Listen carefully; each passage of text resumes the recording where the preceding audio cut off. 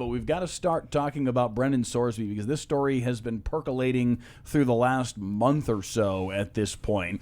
We found out that Sorsby had a gambling issue that was apparently rather pronounced. He was the, first of all, huge recruit in the transfer portal back in January. Texas Tech went and got this kid before they had even played I believe even the Final Four of the college football playoff. It was already known that he was coming to Texas Tech and he was going to be the quarterback for the 2026 season. Will Hammond, who was their backup, who played some last year, tore his ACL in October. They felt like, okay, plug in Sorsby for 2026, bring back Hammond for 2027, and this dude got a bag to go to Lubbock and be their quarterback going forward. But since all that has happened, the gambling issue has come to light, and very quickly the NCAA has stepped in, and very quickly this has become a legal mess that now he and Texas Tech and his lawyers and his legal team are trying to matriculate through to figure out some way to get him eligible for this season, because at least as of right now, what the NCAA is saying is that he is not going to be eligible for the 2026 season. And it certainly feels like, certainly given the fact that he's only got 1 year of eligibility left anyway, that his eligibility in general is done unless he can somehow get the NCAA or a court to change their minds on this. Yeah. I mean, that's part of the reason why he's attacking this from the local level first. He's not going from a national scale. So it's kind of like trying to undo a law from the lower end so it can kind of unravel up at the top.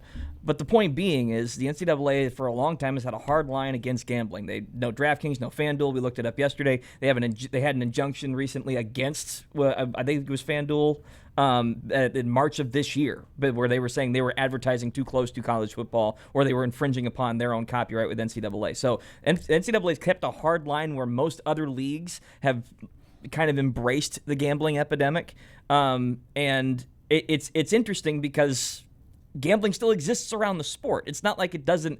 It's how a lot of people engage with college football. You see it on Scott Van Pelt's show, Bad Beats. It's one of their primary segments. It's like how people engage with it in the sense that, hey, some Hawaii versus UNLV is on.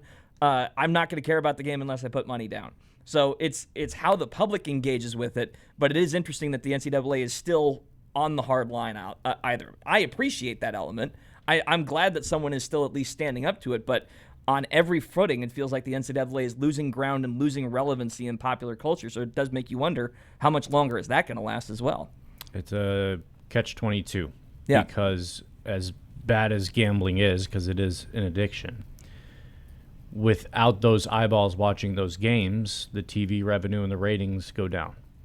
And so then where's that money? The money to pay for all the rights and everything goes down. So in a way, gambling is supporting the sports industry massively. Yes. From an engagement, from a viewership, from any way you want to look at it. I mean, there are people whose careers are just giving you gambling tips and advice. Yep. It is a massive industry, and it's propping up the sports industry. Whether that's a good thing or a bad thing, it's probably not great, but it's been this way for a very long time.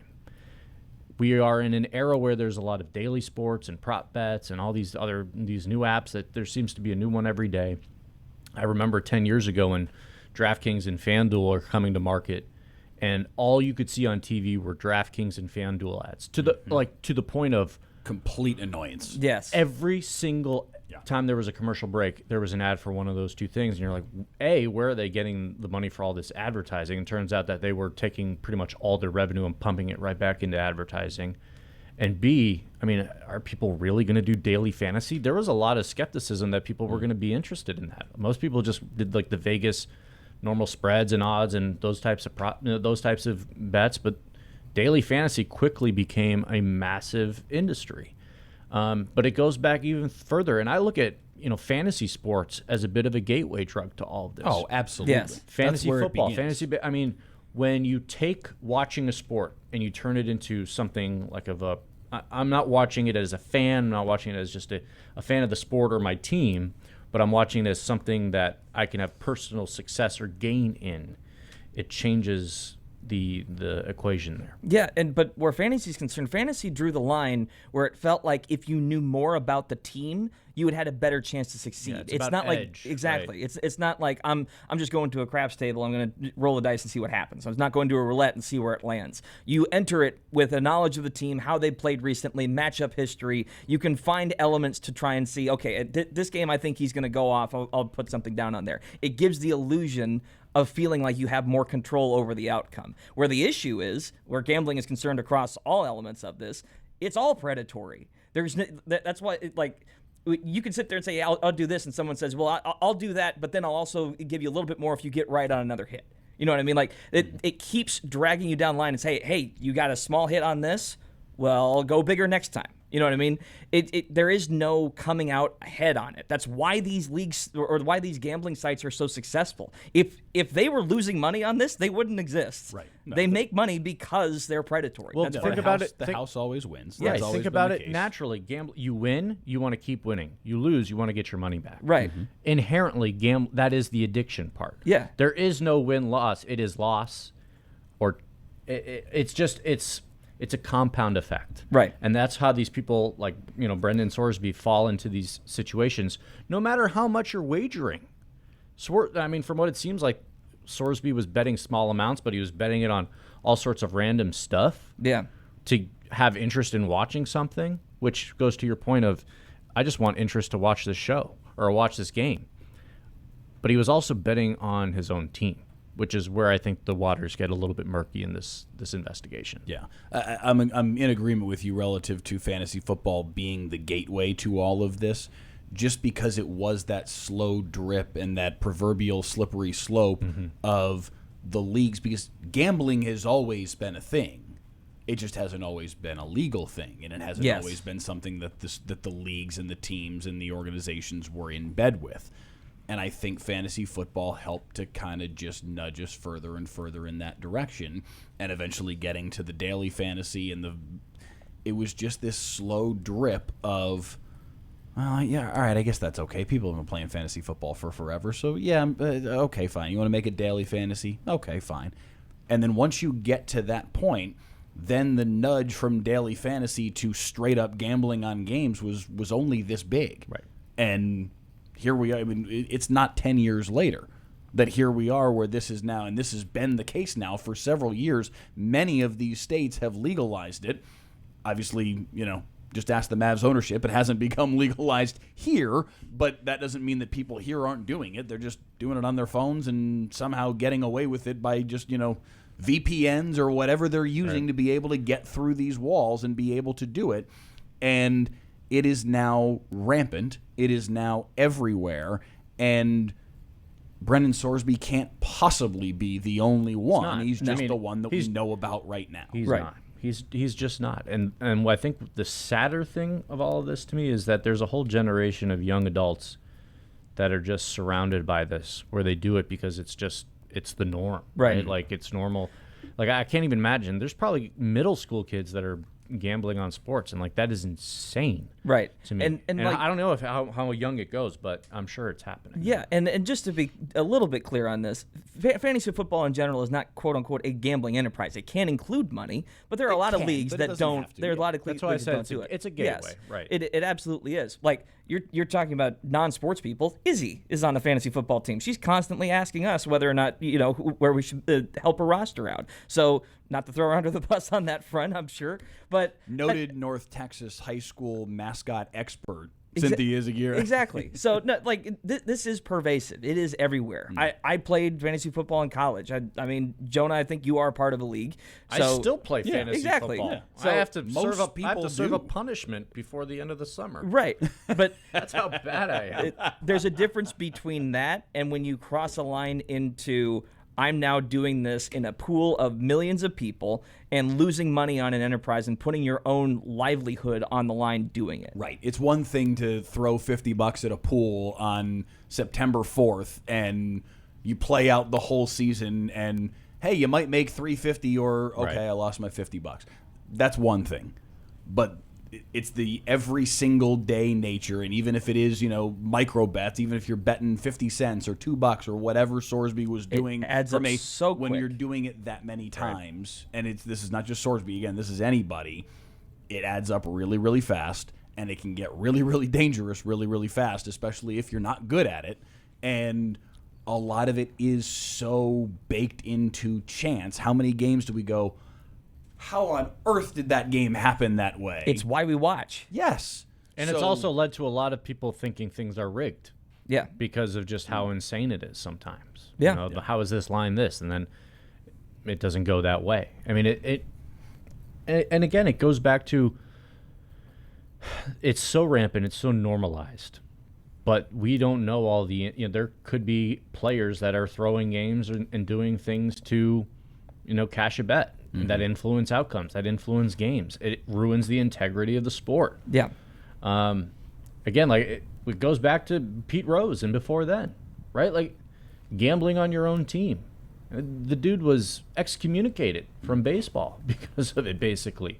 So you have to figure out a way to govern this in a way where there's some level of responsibility. The problem is there's too much money at stake, and that's why I fear it's never going to be properly governed. It's sort of like AI and a whole bunch of other bubbles we have in America today, or the world. Yeah. We're running out of time a little bit in this segment, and I want to get to our viewer comments here because we put the call out for what people think should happen in this Brendan Sorsby situation. Maybe we just roll through all 5 of them real quick and we can react to them. Sure. If we can call up VO20. Tad Knight was the first one to weigh in, says he thinks it should be a 4-game suspension, continued rehab, and device monitoring, so he feels like it shouldn't be the remainder of his career. Rob Hoffman says, love my school and my team, but if Texas Tech knew he had an issue, bad decision on our part. He's a college athlete, young guy, so I hope this doesn't define his future.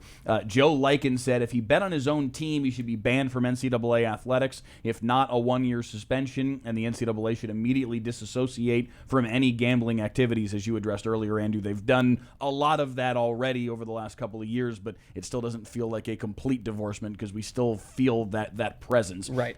Interesting comment here from Jeff Randall. Says, I remember a time when sports leagues were scared of gamblers. Now they're in business with them. Yep. At one time, players got suspended for just associating with gamblers, and if they got caught wagering, it was lifetime bans. Today, nobody wants to see the obvious problems gambling creates for sports. FanDuel and DraftKings are partners with sports leagues. And then the last one here from Jeff Nicodemus. There's no way Sorsby is the only one in this canoe. Other athletes are almost certainly paddling alongside him. Blame lies with the gaming industry, but they cannot be suspended. And then I believe anyway that this last line was relative to Sorsby, kind of bringing it back to him, saying maybe a partial suspension if that's a possibility. Kind of going back to the original comment of maybe a 4-game ban could be. It's hard to. It's going to be hard for the NCAA to enforce an actual ruling that he's just permanently ineligible because the NCAA has lost a lot of its power, maybe all of its power in a lot of these places.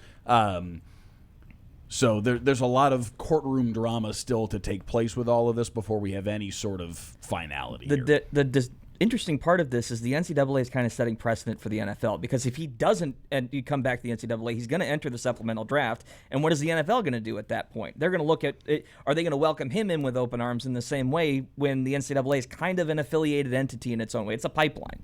And the other part of this that keeps gnawing at the back of my mind is it's not that he might not be deserving of redemption, right? It's the fact that if this happens now, it can be an inflection point on how the NCAA or college institutions, whether or not the NCAA survives past a couple of years, how college institutions will approach this moving forward and whether or not they will allow this to continue. That's why MLB came down on Pete Rose the way that they did. They basically told him in a way that the NFL didn't, because the NFL let Paul Hornung back into the league. They let Alex Karras back into the league back in the 60s when both those two were caught for gambling. MLB came down on Pete Rose basically saying it doesn't matter how famous or good you are at the game. If you gamble on it, you're out, you're done, period. That has since been revoked slightly since he passed, but the fact of the matter lies, this is the NCAA taking a stand and basically saying, we can't allow this in any way, shape, or form.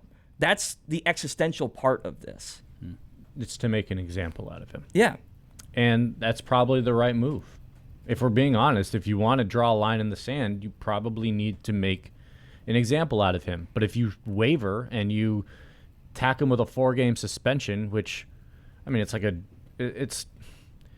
I don't know if we want to get into the meta discussion of all of this, but do you know how many athletes continue playing careers after doing some pretty heinous stuff off the field and off the court. Pretty bad stuff, from domestic abuse and altercations and DUIs, and they're given second and third chances. Yeah. But he's not afforded that right because he bet a few bucks on his own team. Again, it comes back to the integrity of the game, and it's leagues wanting to protect that because they know how much that integrity matters to people viewing in and gambling on their leagues. And what does that say? That's what's so weird about all of this, is that we're going to come down on this guy to protect the integrity so people can keep betting on our sports. Yes. And what does that say about what we value as sports fans? Right. What is most important to us and what is most important to these leagues based on the punishments that they have handed down through the years? Integrity of the game? Here. Well-being of humans? Yes. That's reality. Yeah. That is. You beat a woman? Got to sit out for a couple games. Come on back. You bet on this sport and make people think that the game might not be legitimate? Get out. Yeah. And I do want to harp on one thing because it's something that comes up in the Pete Rose discussion a lot. He only bet on his team to win. And it's like, did he bet every game? Because there's certain elements to that. It's like, why didn't he bet on the fifth week of the season when he knew that their starter was injured and probably sitting there thinking we might not win this game? Even though he didn't bet against his team in that game, the fact that he didn't bet on them to win is part of this. And it just raises more questions about the result. There is no element to this where betting on your team is an acceptable reality, right? The one exception, I suppose, and the reason why it's still, I think, in a lot of people's minds, is boxing, where a guy can sit there and say, I'll put money on myself to win here in the next couple minutes. And that's like the only element because it is only in his control. There's no other outside factors that he can probably lean on. But even then, there's a kind of a gray line there. Yeah. We could do an entire hour on this, but we do have to hit a break because we got Christian Gonzalez, New England Patriots cornerback, the Colony product. The Colony product. Christian Gonzalez joins the show next here on the Ultimate Dallas Sports Show.